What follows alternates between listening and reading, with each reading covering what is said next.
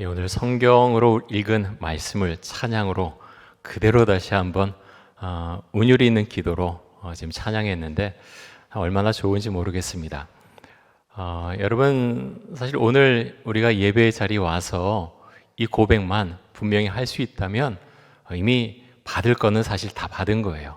하나님께서 나를 지켜주는 분이십니다. 제가 산을 향해서 하나님을 향해서 하나님, 제가 주를 바라봅니다. 이 고백만 분명하다면 하나님께서 이미 우리 심령 가운데 오셨음을 우리가 고백하는 것이고요. 이미 많은 은혜로 채워주셨음을 믿습니다. 여러분, 요즘 제일 많이 사용하는 단어가 뭡니까? 코로나 바이러스, 코로나19라는 그 용어를 정말 많이 사용을 하고 있습니다. 이미 전 세계에서 유행했던 코로나 바이러스가 있죠. 사스나 메르스. 원래는 다 뒤에 코로나 바이러스가 붙지요. 사스 코로나 바이러스, 메르스 코로나 바이러스. 그런데 이제 뒤에 것은 이제 빼고 이제 우리가 사스, 메르스라고 부르는 거죠. 근데 코로나는 이제 왕관 모양을 그 바이러스가 그 모양을 갖고 있어서 코로나라고 붙였다라고 합니다. 그런데 가끔 요즘 그런 생각해요. 코로나 정말 듣기 싫구나. 너무 참 지긋지긋하다 하는 마음도 있으면서 한편으로 왜 그럴까 하는 생각을 하게 됩니다. 너무 코로나19로 인해서 삶의 일상이 다 무너져서 우리 마음속에서 드러나는 어떤 무력감의 표출은 아닐까 그런 생각도 해보게 됩니다. 오늘 오후에 이제 정부에서 앞으로 방역 대책 어떻게 할 건지 새로 발표를 한다고 하죠. 발표 내용에 상관없이 지금 전 세계에서 코로나 바이러스 이 방역 대책을 어떻게 해야 될까 각국 정부가 정말 많이 고민을 한다고 합니다. 확산을 막아야 되는 것 당연하죠.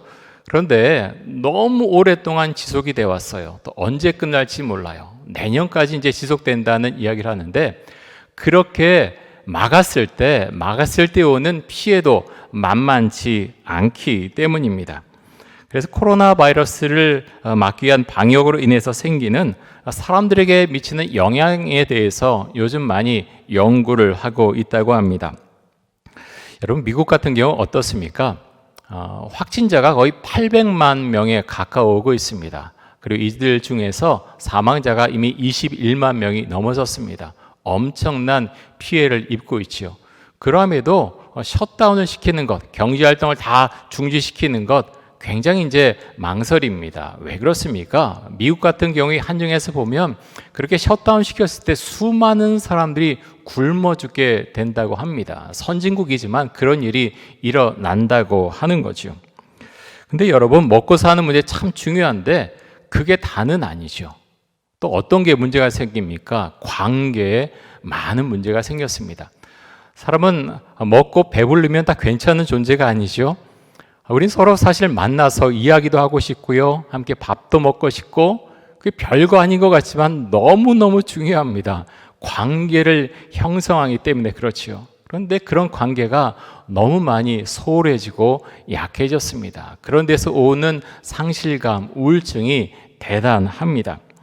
여러분, 그래서 우리에게는 정말 도움이 필요하죠. 특별히 주님께로부터 오는 도움이 필요합니다. 현실적인 경제적인 도움도 필요하고 정신적인 도움, 영적인 도움이 우리에게 필요합니다. 우리가 팬데믹 시대를 맞고 있는데요. 모든 기업이 다 힘든 건 아니죠. IT 기업 같은 경우는 매출이 되려 굉장히 많이 늘었고요. 주가도 많이 올랐습니다. 앞으로 더 그렇게 성장할 가능성이 많습니다. 그런데 여러분, 단순히 수입이 많아지고 잘 살게 되었다고 모든 문제가 해결되는 것은 아니죠. 그렇게 많은 것을 벌어들이고 어떤 힘을 갖춘 사람도 마음이 무너지면 한순간에 모든 것을 포기해 버릴 수도 있습니다. 여러분, 요즘 여러분의 마음은 어떻습니까? 많은 일들이 있죠. 우리의 삶 가운데 우리 자신의 미래에 대해서 걱정하기도 하고 또 가정의 문제, 자녀의 문제, 여러 가지 문제가 우리의 마음을 어지럽히고 힘들게 하기도 합니다. 오늘 우리가 시편 121편 말씀을 살펴보려고 하는데요. 너무 잘 아는 말씀이죠.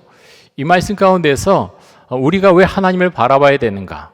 하나님께로부터 어떤 도움을 우리가 받을 수 있는가? 말씀 통해서 함께 살펴보고 또 은혜 나눌 수 있길 원합니다. 자, 1절과 2절 한번 보겠습니다. 우리 같이 한번 읽습니다. 내가 산을 향하여 눈을 들리라. 나의 도움이 어디서 올까? 나의 도움은 천지를 지으신 여호와에게서로다. 자, 시편기자는 고백하지요. 내가 산을 향하여 눈을 들리라. 여러분, 여기서 말한 산은 누굽니까? 하나님을 말하고 있죠. 여호와의 성전을 말하고 있습니다. 하나님을 향해서 제가 눈을 들겠습니다. 시편기자는 고백을 하고 있습니다. 여러분, 예루살렘은요 굉장히 높은 곳에 위치하고 있습니다. 어느 정도 높은가 하면 해발 800m입니다. 해발 800m의 도시가 형성이 되어 있습니다. 그 주변에는 골짜기들이 많이 있어요. 우리가 성경에서 보았던 기드론 골짜기, 흰놈 골짜기, 이런 골짜기들이 그 주변에 펼쳐지고 있습니다. 이스라엘 백성들은 출애굽한 이후에 40년 동안 광야 생활을 했지요. 광야 생활하면서 이스라엘 백성들, 여러분 누구를 의지할 수 있습니까? 의지할 사람이, 의지할 어떤 대상이 아무것도 없습니다. 그래서 이스라엘 사람은 광야 생활할 때 힘들었지만 누구만 바라봤습니까? 하나님만 바라봤습니다. 그런데 광야 생활 끝나고 가나안 땅으로 들어왔습니다. 예루살렘도 예루살렘에 살고 있던 여부스족도 다윗 시대에 물리치게 되지요. 예루살렘을 수도로 삼습니다. 안정화가 이루어집니다. 성도 건축하고 담벽도 쌓습니다. 그런데 여러분, 그 다음부터 어떤 일이 일어납니까?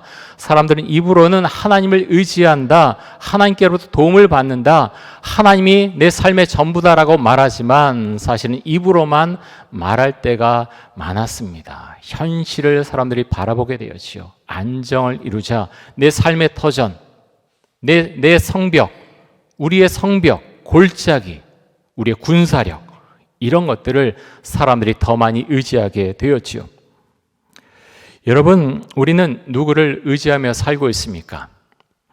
우리는 세상을 살아가면서 내가 하나님을 제일 중요하게 생각하고 하나님께 의존한다고 하면서 내가 살고 있는 집, 나의 사업터, 나의 직장, 그것을 하나님보다 앞에 놓고서 살고 있지는 않습니까? 여러분, 우리는 누구로부터 도움을 받고 있습니까? 우리 부모로부터 우리가 도움을 받아서 성장했지요? 우리가 갖고 있는 것들, 우리의 학력, 어떤 지식, 어떤 물질적인 것, 여러분 어떤 것에서 가장 도움을 많이 받고 있습니까? 우리가 세상을 살아가기 위해서는 이런 것들이 필요합니다. 분명히 필요하죠. 그럼에도 우리는 한번 점검해보고 한번 질문해 봐야 됩니다. 혹시라도 내가 의지하는 그것이 하나님의 자리를 차지하고 있는 것은 아닌가? 내가 의지하는 것이 하나님의 자리를 떡하니 차지하고 있는 것은 아닌가?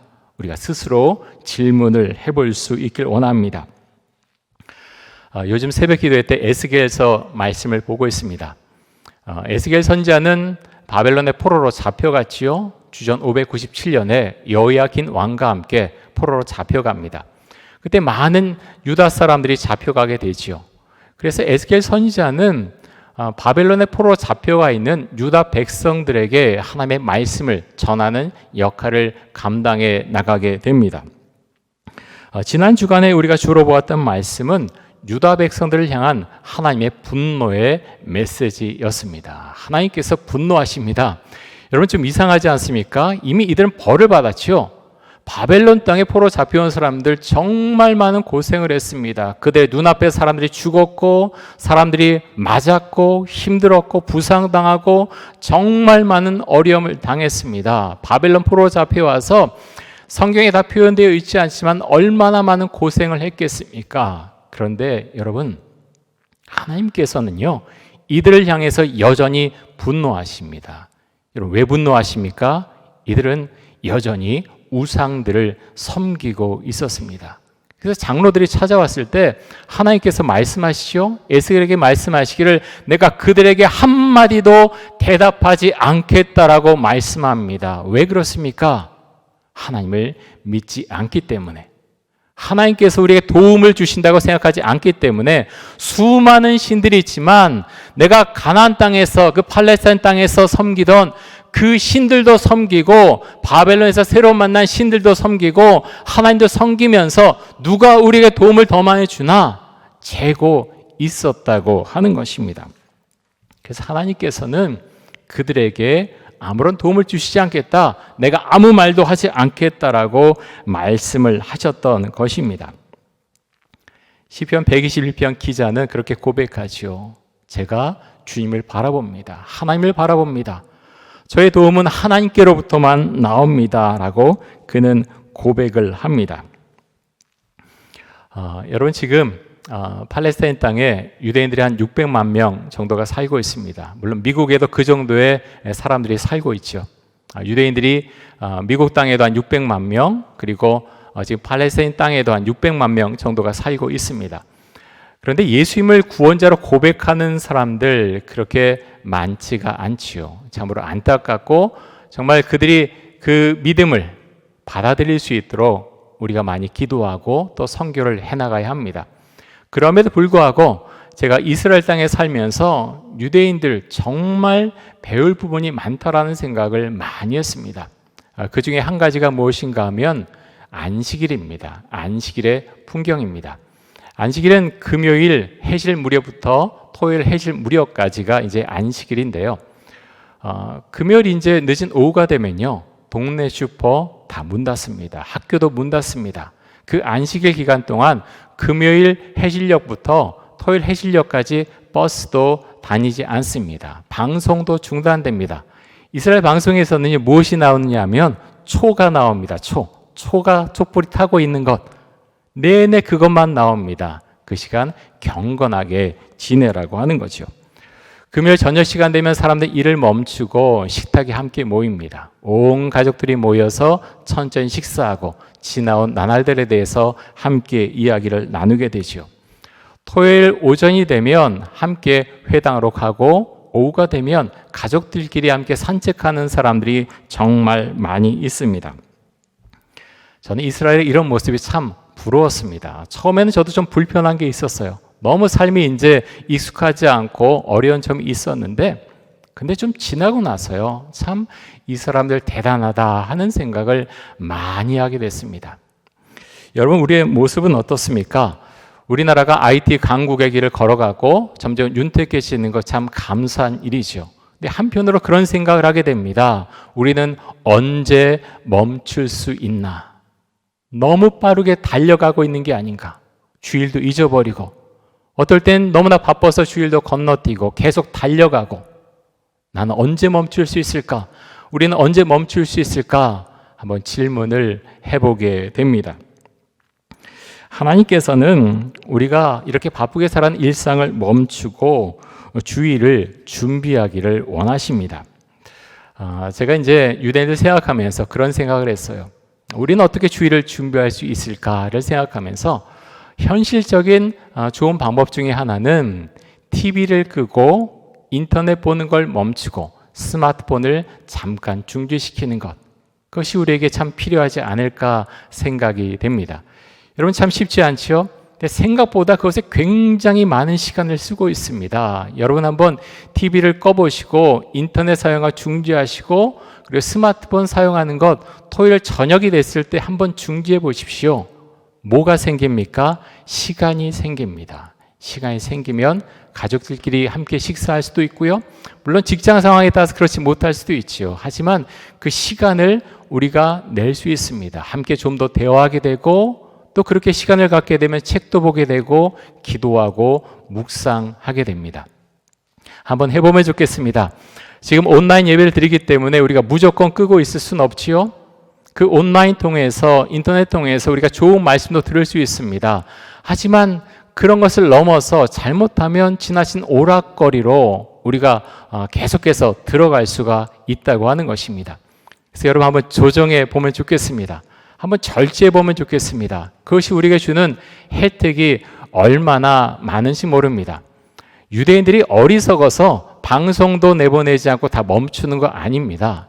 그 사람들요, 정말 돈이라면 악착같이 일하고 악착같이 덤벼듭니다. 그럼에도 불구하고 그 사람들 안식일이 되면 멈춥니다. 왜 멈춥니까? 하나님 앞에 나아가기 위해서 그들은 멈춥니다. 우리가 예수님을 전한다고 하는데 여러분, 우리에게는 얼마나 그런 것에 대한 열심이 있습니까? 그 말씀을 지키기 위한 열정이 우리에게 얼마나 있습니까? 한번 해보시면 좋겠습니다. 그렇게 할 때 하나님의 도우심이 우리 가운데 임하는 것을 우리는 더 많이 경험하고 더 많이 고백하게 될 것입니다. 시편자는 고백하죠. 하나님 우리를 지키시는 분이십니다. 시편 121편 5절에서 8절까지 한번 보겠습니다.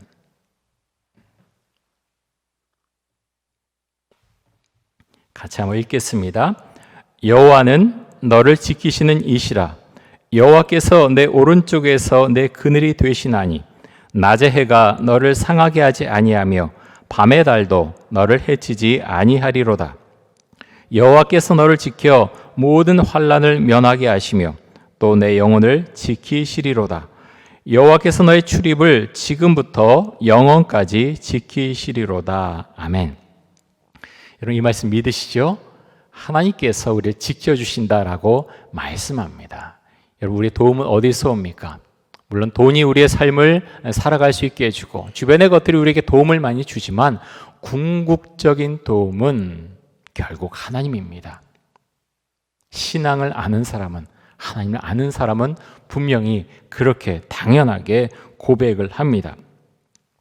여러분, 엘리야가 삶의 소망을 다 잃어버리고 하나님께 나의 생명을 취해가 달라고 그렇게 말했던 적이 있습니다. 그럴 때 하나님께서 어떻게 하십니까?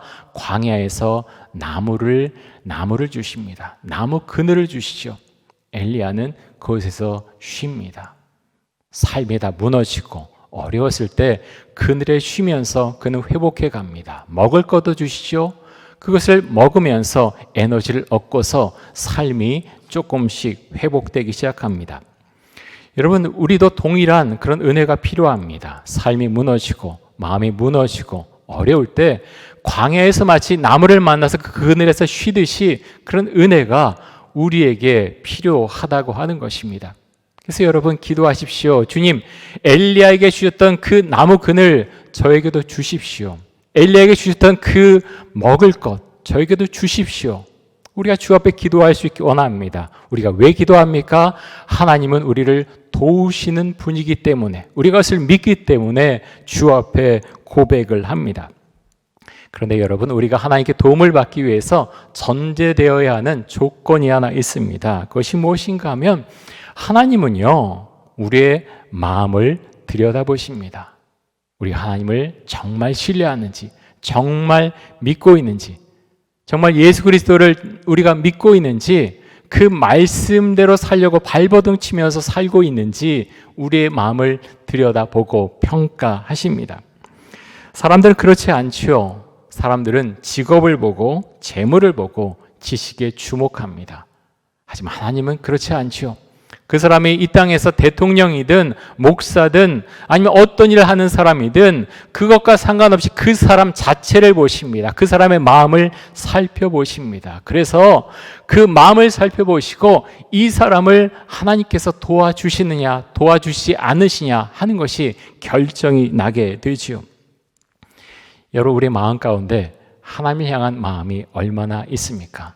정말 하나님을 믿는, 신뢰하는 마음이 얼마나 됩니까? 벌써 다음 주가 추수감사 주일입니다. 1년 동안 늘 계속 코로나19 이야기만 했던 것 같아요. 계속 코로나 하다가 보니까 벌써 추수감사 주일이 왔습니다. 정말 빠르게 왔지요. 오늘 이제 예배 참석하셨을 때 노란 종이를 하나 드렸습니다. 2020 올해를 돌아보는 10가지 감사. 2020 올해를 돌아보는 10가지 감사. 집에 가셔서 꼭 여기에 일주일 동안 기도하시면서요, 올 한 해 동안 나에게 주셨던 그 감사의 내용을 이곳에 꼭 적으시기 바랍니다.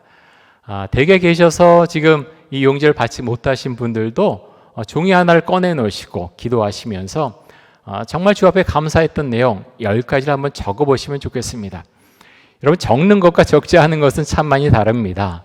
그냥 감사해요 라고 하는 것과 무엇에 대해서 내가 감사한가 생각하면서 기도하면서 10가지를 적어보는 것 참 많이 다르지요.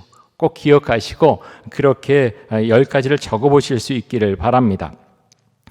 여러분, 어떤 면에서 하나님께서 올 한 해 동안 여러분과 함께 하셨습니까? 어떤 하나님과 여러분은 한 해를 보내오셨습니까?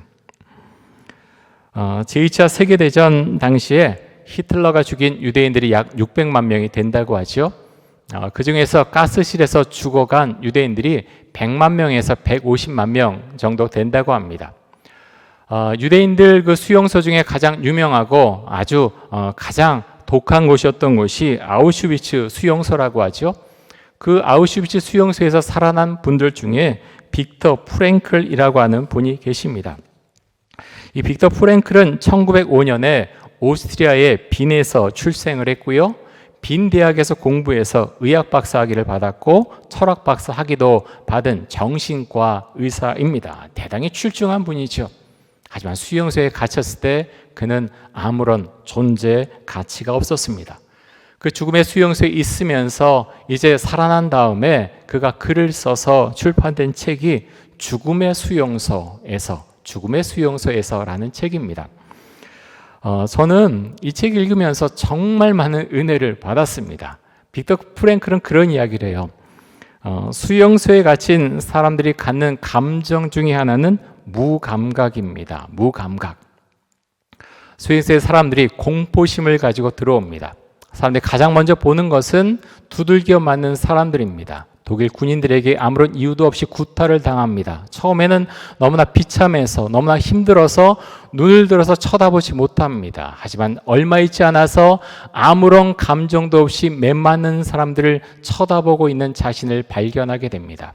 죽는 사람들 참 마음이 가려내는데 옆에서 죽어나가는 사람을 보면서도 아무런 감각이 없습니다. 아무런 감정이 느껴지지 않습니다. 죽은 시체 옆에서 조금의 스프를 한 숟가락 더 떠먹기 위해서 아무런 감정도 없이 무감각하게 스프를 떠먹고 있는 자신의 모습을 발견하게 됩니다. 여러분, 이 책은 소망에 대한 책이 전혀 아니죠. 그 수용소에서 겪은 일을 담담하게 정신과 의사가 서술한 내용입니다. 그런데 저는 이 책을 보면서 소망을 받습니다. 정말 많은 은혜를 얻었고요. 정말 많은 힘을 얻게 되었습니다. 정신이 번쩍 났습니다. 코로나19 때문에 사람들이 힘들다고 하는데 이 책을 보면서 우리는 힘들다고 말할 수 있는가? 내가 힘들다라고 말하는 건 너무나 사치스러운 단어가 아닌가? 그런 생각을 해보게 되었습니다. 여러분, 어떤 기도를 주님께 드리고 있으십니까? 우리의 삶은 사실 우리의 마음대로 다 할 수 있는 것이 아니죠. 전쟁이 나면 모든 것이 바뀌게 됩니다. 갑자기 모든 것이 급변하면 우리는 그것에 휩쓸릴 수밖에 없지요. 빅터 프랭클도 정말 엘리트의 삶을 살아갈 수 있었지만 세계적 2차 대전이 일어나서 그는 결혼 생활도 얼마 하지 못하고 그렇게 수용소로 끌려 들어갔고 거기서 비참한 삶을 살아가게 됩니다. 그래서 많은 것을 생각하고 많은 것을 또 고민하게 되죠. 여러분, 우리는 어떤 기도를 하나님 앞에 드리고 있습니까? 어떤 도움을 주 앞에 드리고 있습니까? 참 이상한 건 정말 다 갖춰지고 모든 것이 참 안전한 가운데서 우리가 감사의 기도를 더 많이 드릴 것 같은데 그렇지 않다는 것입니다. 이렇게 고통 가운데 있을 때, 극심한 고난 가운데 있을 때 우리도 모르게 하나님께 더 감사의 고백을 하게 되는 존재, 그것이 바로 인간이라고 하는 존재라는 생각이 됩니다. 사랑하는 성도 여러분, 우리는 요즘 어떤 기도를 드리고 있습니까? 어떤 도움을 하나님께로부터 받기를 원하십니까? 말씀 한 구절 더 보겠습니다. 히브리서 12장 2절과 3절입니다. 우리 같이 한번 읽겠습니다. 믿음의 주여 또 온전하게 하신 이인 예수를 바라보자. 그는 그 앞에 있는 기쁨을 위하여 십자가를 참으사 부끄러움을 개의치 아니하시더니 하나님 보좌 우편에 앉으셨느니라. 너희가 피곤하여 낙심하지 않기 위하여 죄인들이 이같이 자기에게 거역한 일을 참으신 일을 생각하라. 누구를 바라보라고 말씀합니까? 예수님을 바라봐라 라고 말씀합니다. 예수님이 어떤 삶을 살았습니까? 재벌이었습니까? 권력이 있었습니까? 아주 사람들이 볼 때 행복하다라는 그런 모습의 삶을 살아가셨습니까? 아니죠. 많은 아픔을 당하고 배반을 당하고 고난을 당하고 십자가에서 죽으셨습니다. 우린 그렇기 때문에 그 주님께서 우리를 이해하시고 우리를 더 받아주신다고 생각하면서 주님께 기도를 드립니다. 여러분, 우리가 기도할 수 있게 원합니다. 우리가 십자가에 나의 죄를 위해서 달려 죽으신 주님을 바라보면서 함께 기도하며 그 주님께로부터 도움을 얻을 수 있기를 원합니다. 하나님께서 우리에게 보시는 것은 한 가지입니다. 우리의 마음을 보시고 우리의 삶의 태도를 보십니다. 고난이 왔을 때, 어려움이 왔을 때 어떻게 반응하는가, 우리의 모습을 들여다보십니다. 정말로 하나님을 믿고 살아가는가, 그 사람이 평소에 하나님을 믿는다 그렇게 입으로 많이 이야기했는데 정말 그 마음으로 믿고 있는가, 어려움이 왔을 때 어떻게 반응하고 살고 있는가, 우리의 삶의 태도를 들여다보십니다. 사랑하는 성도 여러분, 그 주님과 함께 우리가 길을 걸어갈 수 있게 원합니다. 하나님은 우리를 도와주기를 원하십니다. 먼저 우리가 물을 수 있게 원합니다. 바벨론의 포로로 끌려왔던 그 사람들처럼 많은 고난을 당하면서도 여전히 하나님보다 앞서는 것을 생각하면서 하나님의 자리에 다른 것을 들여다 놓고서 하나님 믿습니다 하는 것은 아닌지 우리의 마음과 우리의 모습을 한번 살펴볼 수 있길 원합니다. 하나님께서 여러분을 사랑하십니다. 우리가 그 고백을 할 수 있게 원하고 그 믿음을 가지고 하나님 앞으로 나아갈 수 있기를 원합니다. 하나님께서 여러분의 삶 가운데, 가정 가운데, 또 우리 교회 가운데, 한국교회 가운데 많은 은혜를 내려주시기를 간절히 소망합니다. 우리 함께 기도하겠습니다. 이 시간 기도할 때 하나님, 감사의 고백을 주 앞에 더 온전한 감사의 고백을 드릴 수 있도록 하여 주옵소서.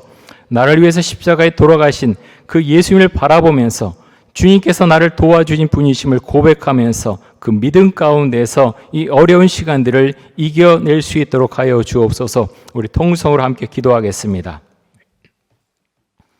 하나님, 감사합니다. 하나님, 아버지,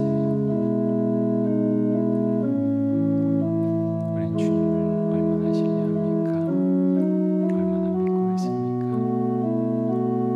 빅터 프랭클은 인간답지 않은 그런 삶을 살아갔지만 그는 살아나고 하나님 인생의 의미에 대해서 그는 함부로 여기지 않았고 그는 믿음 가운데 그는 버텨냈습니다. 하나님 아버지, 우리의 믿음이 이와 같을 수 없기를 원합니다. 이 병자는 하나님을 바라본다고 그는 그렇게 고백합니다. 나의 도움으로 하나님께로부터 온다고 그는 고백합니다. 나를 지켜주신 분이 하나님이심을 누구를 바라봅니까? 주를 바라볼 수 있게 하여 주옵소서.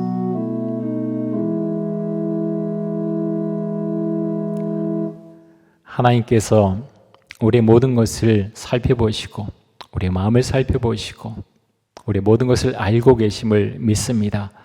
하나님 앞에서 우리가 어떤 존재인지 우리가 분명히 알 수 있게 원하고 하나님께서 우리를 돕고자 하시는 분이심을 우리가 믿음으로 고백할 수 있기를 간절히 원합니다. 하나님 삶 가운데 많은 고통과 어려움이 있는 분들이 계십니다. 육체 질병으로 인해서, 또 사업의 어려움으로 인해서, 또 직장에 취직하지 못하고, 또 직장에서 받는 스트레스와 어려움으로 인해서, 또 경제적인 활동이 멈춰짐으로 인해서 참 많은 어려움을 당하는 우리 성도님들 계십니다.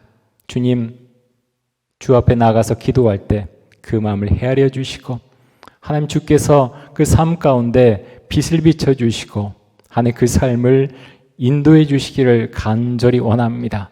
삶에 어려움이 왔지만 그 고난 가운데 침잠되어 있는 것이 아니라 하나님을 바라보면서 나아갈 때 주님 길을 열어주시고 지혜 주시고 용기 주시고 이 세상 가운데서 승리하는 삶을 살아갈 수 있도록 주께서 은혜 주시기를 간절히 원합니다. 우리가 그 믿음을 가지고 인생의 길을 걸어갈 수 있도록 하여 주옵소서. 예수 그리스도의 이름으로 기도드립니다. 아멘.